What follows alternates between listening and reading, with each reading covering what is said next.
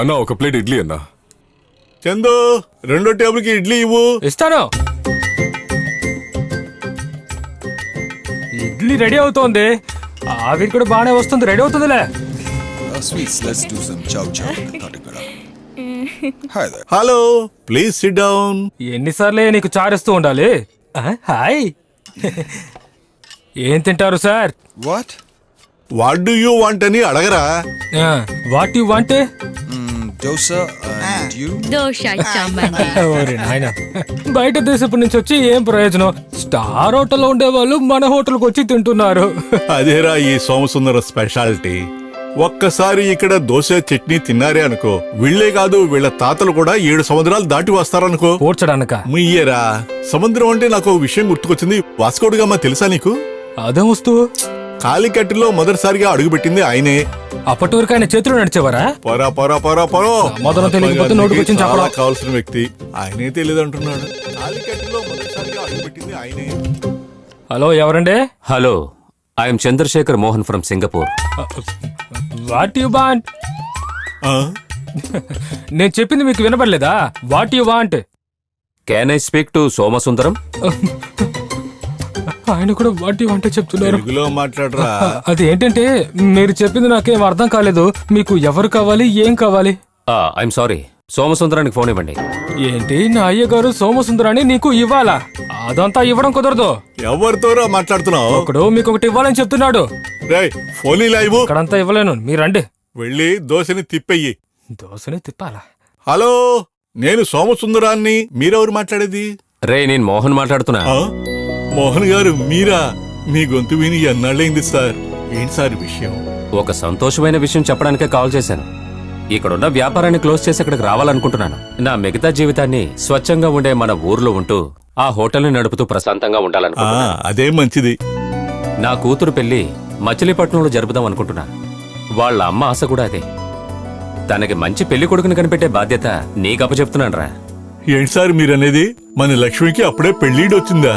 ఈ hotel open చేసినప్పుడు నేను తనని చూశాను. ఒక్కసారి ఫోన్ తనకిస్తారా? తానిక్కడ లేదురా, బయటికెళ్ళింది.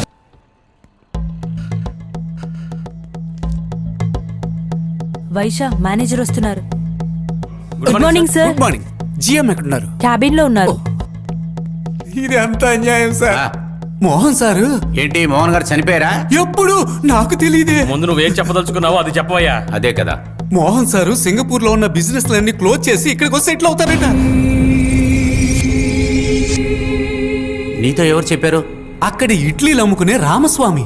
ఎంతకాలం మనం ఈ హోటల్లో ఉంటూ నేనేదో చిన్న చిన్నగా, మీరేదో పెద్ద పెద్దగా ఆమ్యామ్యాలతో బతుకుతానే కదా ఉన్నాం. ఇక మీద బంగారు గుడ్లు పెట్టే ఈ హోటల్ పాత్ర అప్పగించేయాలేమో దేవుడా. రవి దగ్గర ఒకసారి ఫోన్ చేసి అడగండి, మోహన్ సార్ మైండ్ లో అలా ఏదైనా ఐడియా ఉందా అని. మొత్తానికి మీ అబ్బాయిని సింగపూర్ లో మోహన్ గారి దగ్గర జిఎం గా పెట్టడం మంచిదైపోయింది. హలో రే, నేను రా డాడీ మాట్లాడుతున్నా. నాన్న, నువ్వు ఎందుకు కాల్ చేసావో నాకు తెలుసు. నువ్వు విన్నదంతా నిజమే. ఆ మోహన్ సార్ ఇటువంటి నిర్ణయం తీసుకుంటాడని నేను అనుకోలేదు. దాని గురించి నువ్వేం టెన్షన్ అవ్వద్దు నాన్న. అవసరమైన పనుల్ని అవసరమైనప్పుడు నేను చేస్తాను. నువ్వు నా కొడుకు అని నిరూపించావురా. నువ్వు దీన్ని ఒంటరిగా ఎలా చేస్తావురా? నేను ఇప్పుడు ఒంటరివాణ్ణి కాదు నాన్న. ఇప్పుడు నాలాంటి క్యారెక్టర్ ఉన్నవాడే నాకు ఒకడు దొరికాడు. ఆఫీస్లో చీఫ్ అకౌంటెంట్. వాణ్ణి నేనే మోహన్ సార్కి పరిచయం చేశాను. Now he's my best friend, north Indian. అతని పేరు గావన్ జోసెఫ్. సరే, ఉంటారా? అలాగే నాన్న. My father. నేను చెప్పింది వెంటనే జరగాలి. मैं हमेशा तुम्हारे साथ हूं, पर मुझे पैसे चाहिए. कंडीशन याद है ना? యా, 50-50. ఖచ్చితంగా నీకెంత కావాలన్నా ఇస్తాను. కానీ మోహన్ ఇండియాకి తిరిగి వెళ్ళకూడదు. डोंट वरी, मेनोन को मैं संभाल लूंगा. మోహన్ సార్, ఇక్కడ పోలీసులు రైడ్ చేస్తున్నారు. జరగనీరా, మనం కరెక్ట్ గానే కదా ఉన్నాం. మనం ఎందుకు భయపడాలి? నేను వెంటనే వస్తున్నా. ఏమైంది నాన్న? అది మన బిజినెస్ ని క్లోజ్ చేసుకుని వెళ్తున్నాం అని చెప్పగానే గవర్నమెంట్కి ఏదో డౌట్ వచ్చింది. అందుకే రైడ్కి వచ్చినట్టున్నారు. ఏదైనా ప్రాబ్లమా? హే, నథింగ్. నేను వెళ్ళి చూసొస్తా.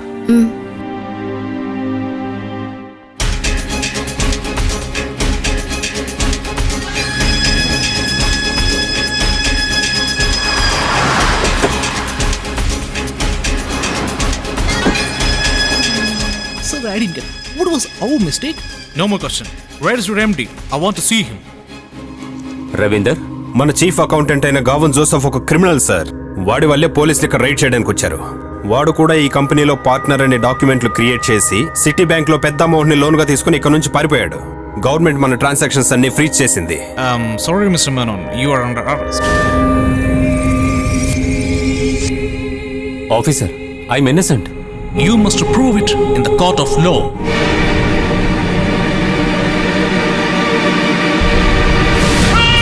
हेलो रवि साहब, गावन जोसेफ मलेशिया से. హలో గావన్జీ, ఎవ్రీథింగ్ సక్సెస్. ఇక ఆ మోహన్ బయటికి రాలేడు. मेरा कंडीशन नहीं भूलना. ఓకే, మనం ముందే మాట్లాడుకున్నాంగా 50-50. ओके. ఈ సమయంలో టెన్షన్ అవడం వల్ల ఎటువంటి లాభం లేదు. నాన్నగారిని బయటికి ఎలా తీసుకురావాలో ఆలోచించండి. ఇండియన్ మనీ 10 కోట్ల రూపాయలు మనం కోర్టులో కడితేనే నాన్నగారికి జామీన్ వస్తుంది. నేను ఇక్కడ చాలా మందితో మాట్లాడి చూశాను. ఆయనందరూ ఈ పరిస్థితుల్లో వదిలేశారు. ఇప్పుడు మనకు ఒకే ఒక్క దారి మాత్రం ఉంది. ఇండియాలో ఉన్న హోటల్ని అమ్మేయడం ఒక్కటే మార్గం. ఇప్పుడు ఎలా హోటల్ని అమ్మగలం? హోటల్ నాన్న పేరు మీద ఉంది కదా. అది కూడా కరెక్టే. కానీ మీరు సింగపూర్ నుంచి రావాలంటే చాలా ఫార్మాలిటీస్ పూర్తి చేయాలి. నేను ఒక ఐడియా ఇవ్వనా? మా నాన్న సార్కి చాలా నమ్మకస్తుడే కదా. మా నాన్న పేరు మీద సార్ ఒక పవర్ ఆఫ్ అటార్నీ ఇస్తే సరిపోతుంది. మిగతాది నేను చూసుకుంటాను. కానీ అందుకు కూడా గవర్నమెంట్ పర్మిషన్ కావాలిగా. నేను ఎంబసీతో మాట్లాడి అన్ని ఫార్మాలిటీస్ పూర్తి చేశాను. కానీ సార్ ఒప్పుకోవాలి. నాన్న ఒప్పుకునేలా చేసే బాధ్యత నాది.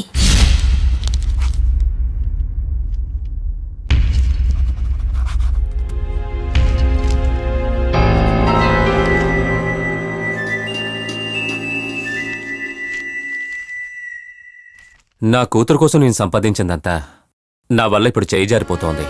వీటన్నిటికంటే ముఖ్యం నాకు మీరు కావాలి.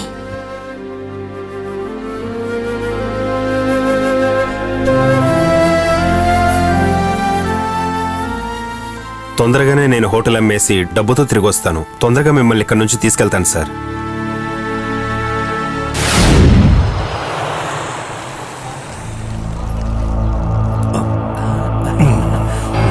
హాయ్. మీ ఎన్నో ఏళ్ల కళ మీ చేతులతో తీసుకోండి. హోటల్ రాజ్ ప్యాలెస్ యొక్క పవర్ ఆఫ్ అటార్నీ. ఇంక పైన నేను చచ్చిపోయినా పర్వాలేదురా. మోహన్ సార్ కుటుంబంలో ఒక సర్వెంట్ కి కొడుగ్గా పుట్టి చివరికి మోహన్ సార్ కలల స్టార్ హోటల్ కి ఓనర్ అయినటువంటి శ్రీధర్ ఉన్నికృష్ణన్కి నా అభినందనలు. సూపర్. నువ్వు అమ్మాయిని తీసుకుని ఇంటికి వెళ్ళు, మేము హోటల్కి వెళ్తున్నాం. నాకు దొరికిన హోటల్ని నేను కళ్ళారా చూసుకొని వస్తాను. రే ఆపరా.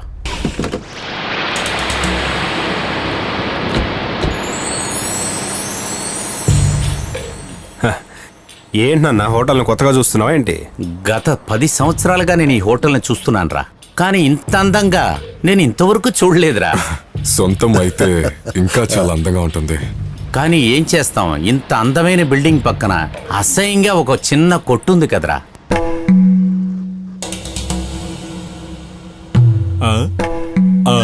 ఏం టైగర్ ఎలా చూస్తున్నారు?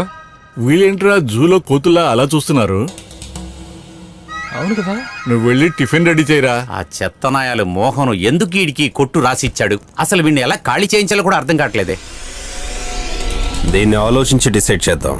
ముందు మెత్తగా, తరువాత పోతునుగా. కావాలంటే ఈ హోటల్ని నువ్వు డబ్బిచ్చి కొనుక్కోవచ్చు. కానీ నన్ను కొనడం మీ తాత వల్ల కూడా కాదు. మీరు కోట్లు కుమ్మరించినా సరే, కేజీఎఫ్లు రాసిచ్చినా సరే నేను అమ్మేది లేదు. ఇదిగో చూడండి, మోహన్ సార్ నాకు దేవుళ్ళంటివాడు. నా మీద అభిమానంతో ఇచ్చిన స్థలం ఇది. నేను రోజు దైవంలా ఆయన్ని పూజించే దేవాలయం ఆ హోటల్. అర్థమైందా? ఎవరైనా సరే దేవాలయాన్ని అమ్ముతారా? అలాంటి ఆలోచన ఏదైనా ఉంటే మీరు మార్చుకోండి. చందు రారా. వీడిని ఇక్కడి నుంచి తొందరగా పంపించలేం. మన తెలివిని కాస్త ఉపయోగించినందుకే కోట్ల విలువైన హోటల్ని చేజెక్కించుకున్నాం. ఆఫ్టర్ ఆల్ ఈ 3 సెంట్ల అంగడి ఎంత పని? రవి అన్న, ఈ సమస్య నాది. ఇది నేను చూసుకుంటా. రోజు పొద్దున్నే ఎందుకురా లేటుగా వస్తావు? రోజు రాత్రి లేట్ కదా వెళ్తున్నాను. దాని గురించి ఎవరు అడగట్లేదు. ముందు తలుపులు ముయ్యరా. నేను అడిగితే ఇష్టానికి సమాధానం చెప్పండి.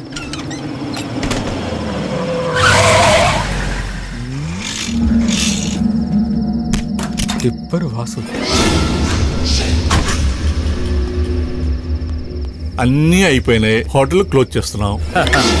ఈ హోటల్ని పూర్తిగా క్లోజ్ చేయడానికే వచ్చాను. ఆ హోటల్ వాడు అడిగినప్పుడు నువ్వు ఈ ప్లేస్ని ఇచ్చేస్తుంటే వాడు నీకు తగిన డబ్బు ఇచ్చుండేవాడు కదా. ఇప్పుడు నువ్వు దీన్ని నాకు ఫ్రీగా రాసిచ్చేయాల్సి వస్తోందే. పెద్దాయనా, దీని మీద సంతకం పెట్టి. ఏంటి ఇది?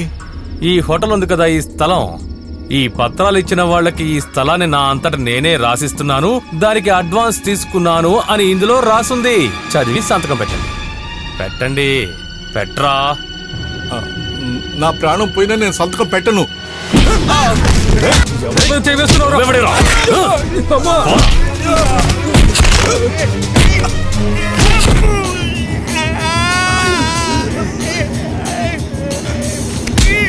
ఏయ్, నువ్వు సంతకం చెయ్యకపోయినా వేలు ముద్రైనా వెయ్యరా.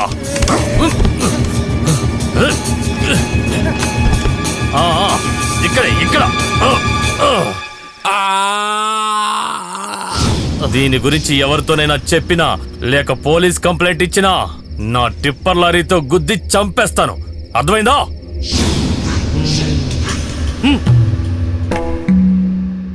కావాలంటే కుమార్ దగ్గర చెప్దామా? ఇక్కడ జరిగిన సంఘటన మా వాడికి తెలియడానికి వీల్లేదు. అసలు ఏ కొడుకైనా అనుకోవాలి కదా, ఆఖరిసారికైనా నాన్నగారు ముఖాన్ని చూసుకోవాలని. ఏంటి, నేను చావు బతుకులో ఉన్నానా నీ ఉద్దేశం? నేను ఇప్పటి గురించి అంటలేదు, తర్వాత అంటున్నా. ఈ విషయాన్ని ఖచ్చితంగా హాస్పిటల్ వాళ్ళు పోలీసులకు చెప్తారు. పోలీసులు టిప్పర్ వస్తుని పట్టుకుంటారు. టిప్పర్ వస్తు మిమ్మల్ని వచ్చి ఖాళీ చేస్తాడు. నేను మేడపై నుంచి కింద పడి కాళ్ళు చేతులు విరడానికి అతనికి సంబంధం ఏంటి? అది సరే, టిప్పర్ వస్తు మిమ్మల్ని బెదిరించడం వల్ల మీరు చాలా భయపడిపోయారు కదా. మీరు ఎలా కుమార్కి నాన్నగారులా ఉన్నారు? రేయ్ చందు, పోయినసారి వాడు ఇక్కడికి వచ్చినప్పుడు కాళ్ళు చేతులు పట్టుకుని బతిలాడి వాడిని పంపించా. వాడు అక్కడ ఎలాంటి సమస్యలు గొడవ లేకుండా ప్రశాంతంగా ఉన్నాడు. నాకు ఏమైనా జరిగితే వాడు ఊరికే ఉండడు.